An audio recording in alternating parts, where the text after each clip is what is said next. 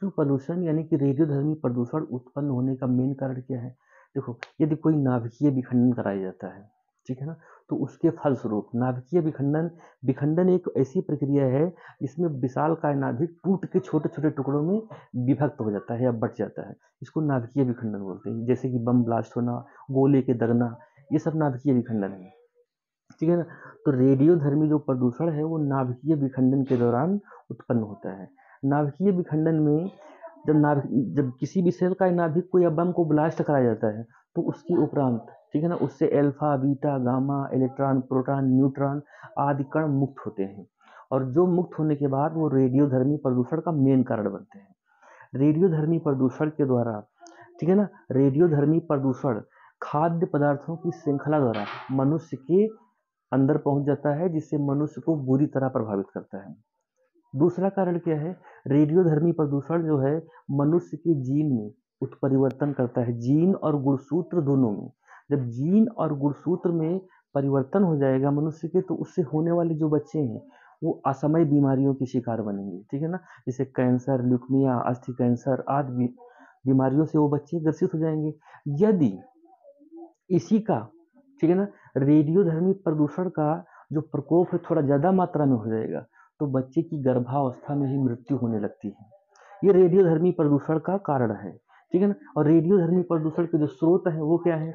ये पहला स्रोत होता है इसका स्रोत है जो स्ट्रांसियम 90, ठीक है ना, और सीजियम 137, कार्बन 14, कोबाल्ट 60 रेडियोधर्मी प्रदूषण के मेन स्रोत हैं। देखो, इनका प्रयोग कहाँ पर किया जाएगा? ये एक विस्फोटक एक तरीके से पदार्थ है, इनको बम बनाने में किया जाता है इनका प्रयोग। अगर जो रेडियोधर्मी प्रदूषण, ठीक है ना, ज्यादा मात्रा में होगा, तो मनुष्य के जो शरीर में जो बच्चा होगा, लेडीज या मनुष्य में जो उनकी होने वाली संतानें हैं, ठीक है ना, वो असमय बीमारियों की शिकार हो जाएंगी, ठीक है ना।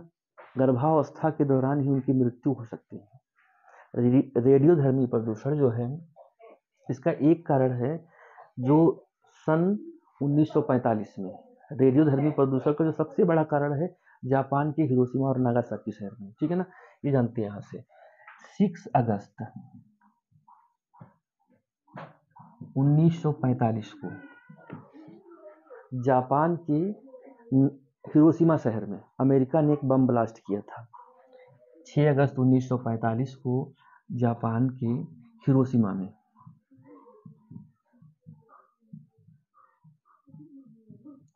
में बम ब्लास्ट किया था। तो उसके उपरांत वहां पर लमसम में 1.5 लाख लोग मौत की आगोश में तुरंत आ गए थे, वो मर गए थे। 1.5 लाख लोग मरे थे। ठीक 3 दिन बाद पुनः फिर अमेरिका ने जापान के नागासाकी शहर पर बम ब्लास्ट करवाया, और जो 6 अगस्त 1945 को बम ब्लास्ट करवाया था, इस बम का नाम था लिटिल बॉय,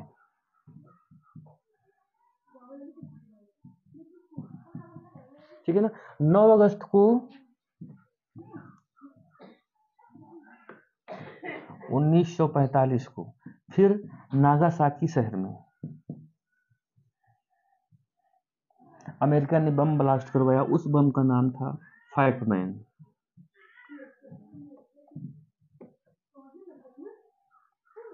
और फैटमैन बम के द्वारा लमसम में 75,000 लोग मरे थे, ठीक है ना।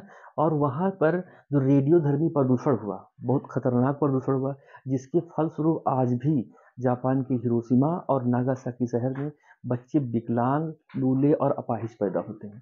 रेडियोधर्मी प्रदूषण का प्रकोप सिर्फ 1-2 महीना या 1-2 साल तक ही नहीं चलता है, युगों युगों तक चलता रहता है। बहुत खतरनाक प्रदूषण होता है, ठीक है ना। और रेडियोधर्मी प्रदूषण को अगर रोका जाए, ठीक है ना, तो रोकथाम की इसकी उपाय क्या है?